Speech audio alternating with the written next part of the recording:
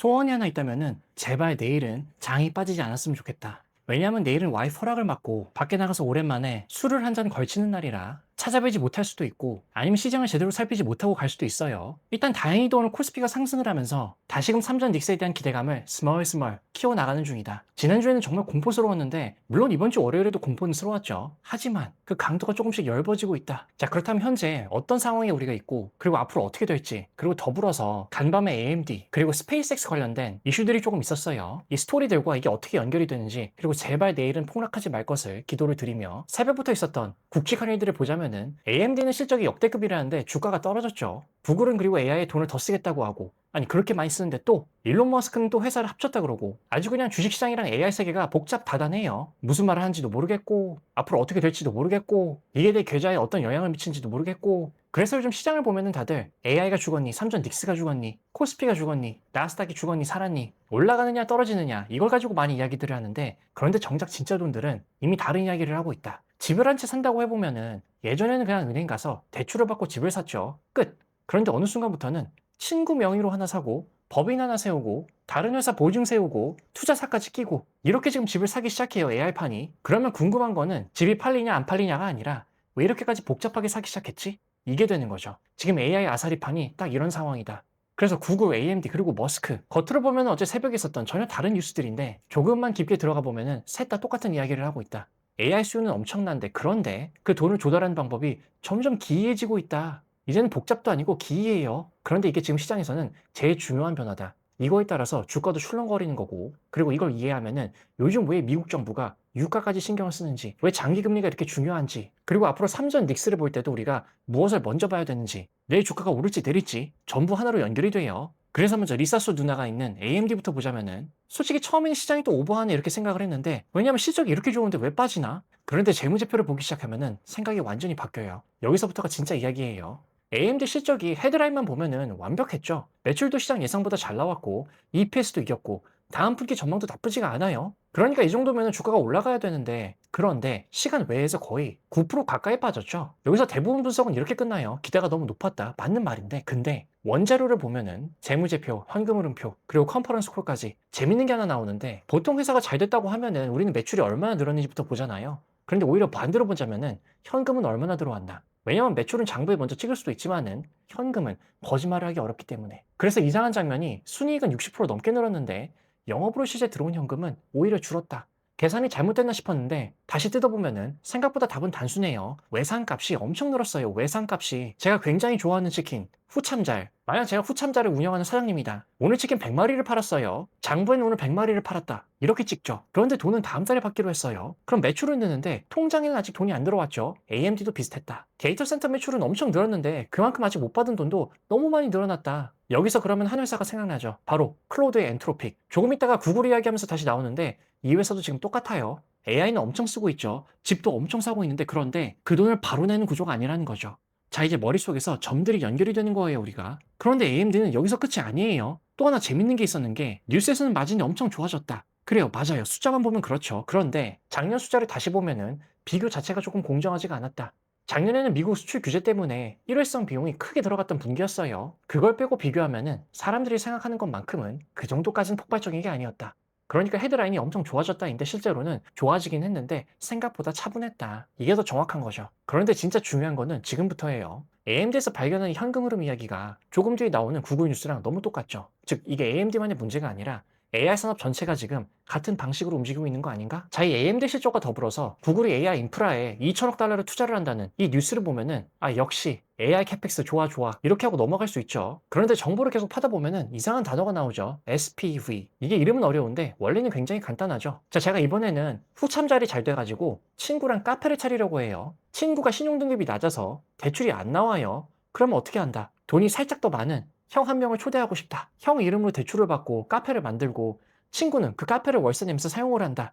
좀 이상하긴 하죠? 친구는 카페를 쓰고 은행은 형만 믿고 돈을 빌려주는 거예요. 이게 오늘 이야기의 핵심이죠. 구글도 똑같은 걸 하고 있다. 엔트로픽이라는 이 클로드, 여기가 TPU를 엄청 많이 써야 돼요. 문제는 이 회사가 은행에서 수십조 원을 그냥 빌릴 정도의 신용은 아니다. 그래서 구글이 그럼 중간 회사를 하나 만들까 우리? 그 회사가 바로 SPV예요. 이 SPV가 대신 돈을 빌립니다. 그 돈으로 TPU를 사요. 그리고 그 TPU를 다시 엔트로픽에게 빌려준다.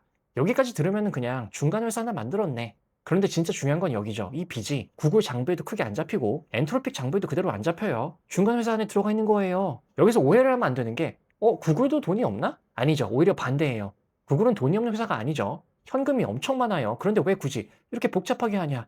구두쇠니까? 이유는 딱 하나죠. 돈이 없어서가 아니라 장부를 아주 가볍게 날씬하게 유지하고 싶어서. 기업도 결국 신용으로 움직이죠. 장부에 빚이 계속 쌓이면은 다음 투자, 다음 조달, 다음 프로젝트가 점점 불리해져요. 그러니까 돈은 쓰는데 가능하면 자기 몸무게는 늘리고 싶지가 않다. 그렇다면 여기서 퍼즐이 맞춰지죠. 조금 전 AMD에서는 매출은 늘었는데 현금은 늦게 들어오는 모습이 나왔죠. 여기는 반대로 투자는 엄청 늘어나는데 빚은 최대한 다른 곳으로 보내고 있어요, 지금. 방식은 다르지만은 결국 같은 방향이다.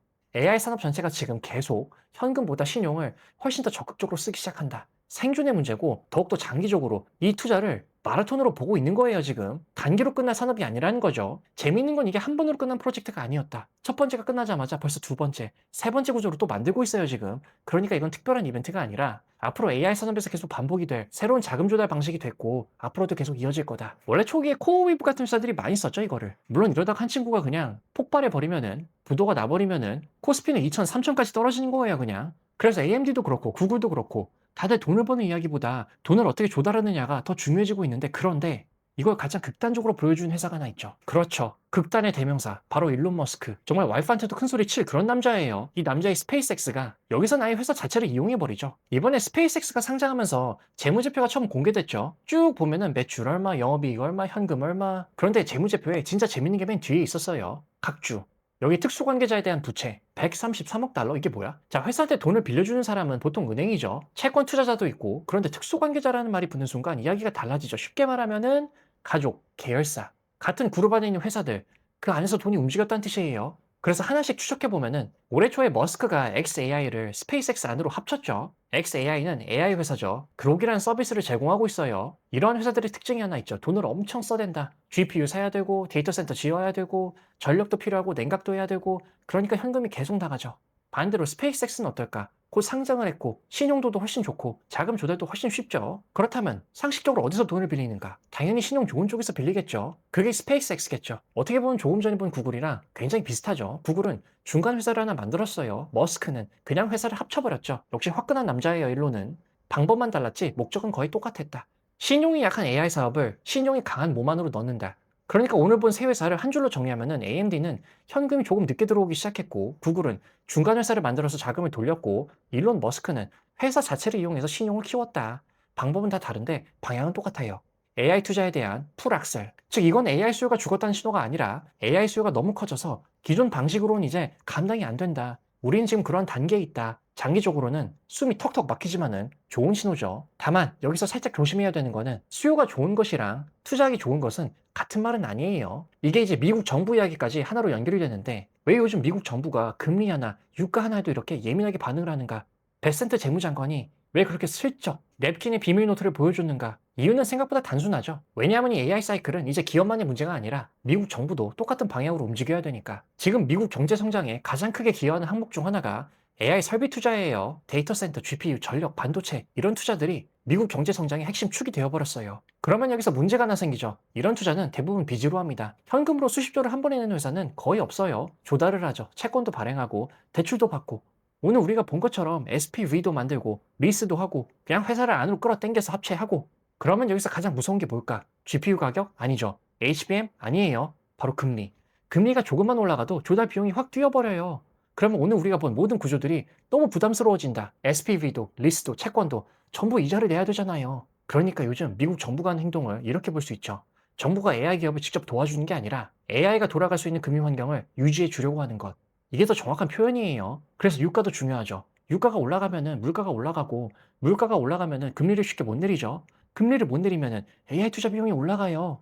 그러니까 유가 하나가 결국 AI 투자까지 연결이 된다. 그래서 간밤에도 베센트 재무장관이 중동 이야기만 나오면은 계속 시장 안정 이야기를 하는 것도 같은 맥락인 거죠. 물론 정부가 시장을 마음대로 움직일 수 있다. 과연 그럴지 아닐지는 모르겠지만은 다만 분명한 거는 지금 미국은 AI 투자가 흔들리는 거를 굉장히 부담스러워한 단계까지 왔다. 그래서 요즘 시장을 보면은 AI가 좋냐 나쁘냐 이 질문보다는 AI에 계속 돈이 들어가고 있는가 이 질문에는 오늘 답이 명확했죠. 엄청나게 들어가고 있어요, 그냥 계속. 그러면 이제 마지막 질문만이 남죠. 투자자는 어디에 서 있어야 되나? 같은 AI 안에서도 훨씬 안전한 자리랑 훨씬 위험한 자리가 있죠. 그래서 오늘 코스피의 그 자리가 오늘 상승을 해서 정말 좋았는데 내일도 제발 상승을 했으면 좋겠는데 과연 지금 안전한 자리에 있느냐?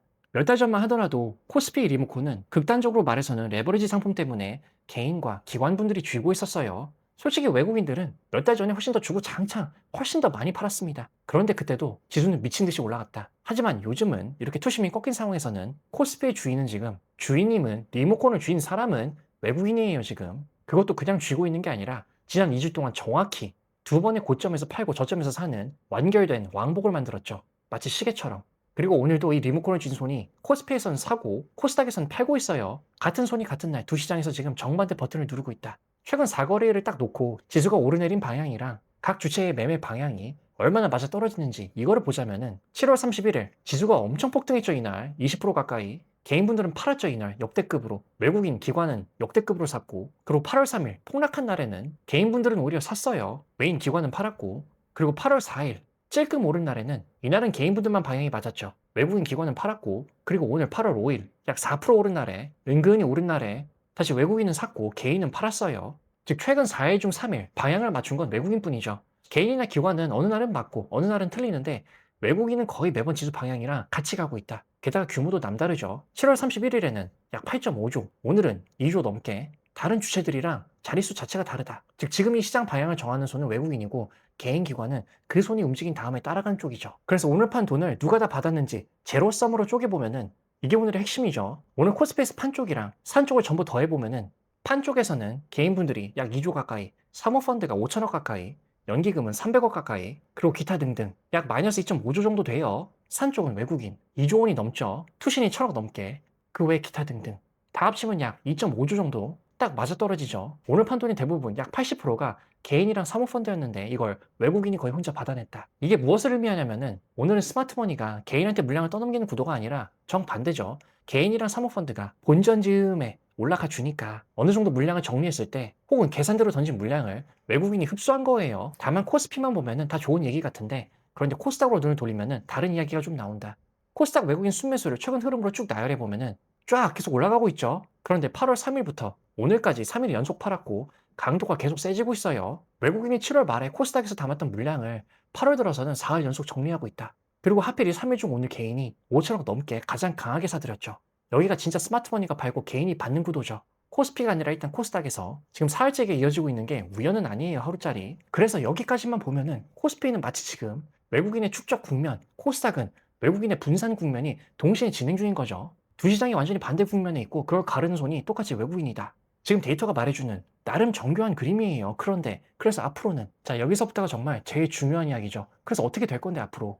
자 지난 2주 동안을 놓고 보면은 외국인은 순수하게 사고 파는 게 아니라 고점에서 팔고 저점에서 사는 뚜렷한 왕복 트레이딩을 두 번 완결시켰어요 지금. 다만 중요한 거는 하락폭이 매도 규모도 회차를 거듭할수록 조금씩 줄어들고는 있다. 즉 이게 또 팔 거야라기보다는 파는 강도 자체는 약해지고 있다. 그래서 이 패턴 기준으로 봤을 때에는 외국인이 앞으로 할 수 있는 선택지는 네 가지 정도가 있겠죠. 첫 번째는 매수의 지속과 이걸 확산하는 것. 삼전 닉스 편중을 이걸 풀고 폭 넓게 사는 거예요. 제일 건강한 시나리오죠. 아직 안 나왔어요 이게. 두 번째는 매수를 지속하면서 편중은 유지하는 것. 지금처럼 삼전 닉스에만 몰아서 사는 거. 지수를 올렸다 내렸다 그냥 아래에서 사고 위에서 팔고 양빵으로 먹는 거죠. 그리고 세 번째는 매수 매도 구간, 가두리장의 재개. 과거의 패턴대로 특정 레벨에서 다시 파는 거죠. 다시 아래에서 사고. 네 번째는 해체 재구축 더하기 현물 매도. 제일 경계해야 되는 조합이에요. 다만 여기서 우리가 좀 주의해야 될 거는 과거 매도가 시작됐던 그 지점을 보자면은 7월 23일, 7월 27일, 그리고 오늘 딱 이 매도 시작 구간에 다가가고 있다. 어떻게 보면 그래서 유력 시나리오가 3번일 수 있는 거죠. 제발 그러지 않기를. 다만 앞서 확인한 진폭 감소 패턴을 보자면은 이번에 매도가 나오더라도 규모는 제발 직전 매도보다는 조금 덜 했으면 좋겠다. 하락은 할 수도 있지만은 제발 폭락은 하지 말자. 그래서 앞으로는 이 시나리오들이 현실화가 되는지 일단 코스피가 6630에서 6675 정도 이 구간에 재진입을 하는지 이게 먼저겠죠. AMD처럼 이겼는데 빠지는 그런 패턴이 반복되면은 AI 밸류체인 전체에 대한 재평가 압력이 한국 반도체로도 전이될 수 있어요. 그리고 잭슨홀에서 워시 회장이 뭐라고 할지도 장기 금리 방향을 정하는 자리죠. 그리고 외국인의 풋옵션 재매집 여부. 오늘 90% 급감했는데 이게 다시 늘기 시작한다. 매도 전환의 선행 신호로 볼 수도 있는 거예요. 그래서 현재는 AI 산업 자체는 물론 건전 불건전 이거는 회사마다 다르지만은 계속 무리하게 위로 쏘아 올리고 있고 투자를 하면서 그 와중에 여러 호재와 악재를 외국인이 리모컨을 주면서 지난 2주 동안 진폭이 줄어드는 두 번의 완결된 왕복 트레이딩을 만들었죠. 제발 세 번은 오지 말자. 코스피는 그래서 지금 축적 국면, 코스닥은 분산 국면 동시에 진행 중이고 다음 갈림길은 코스피는 대략 6630에서 6675 이 레벨 하나만 기억하고 있어도 다음 방향을 미리미리 마음 편하게 준비할 수도 있다. 그걸 확인한 자리가 일단 내일이죠. 제발 올라가자. 도움이 되셨다면은 구독, 좋아요, 하이프, 그리고 입소문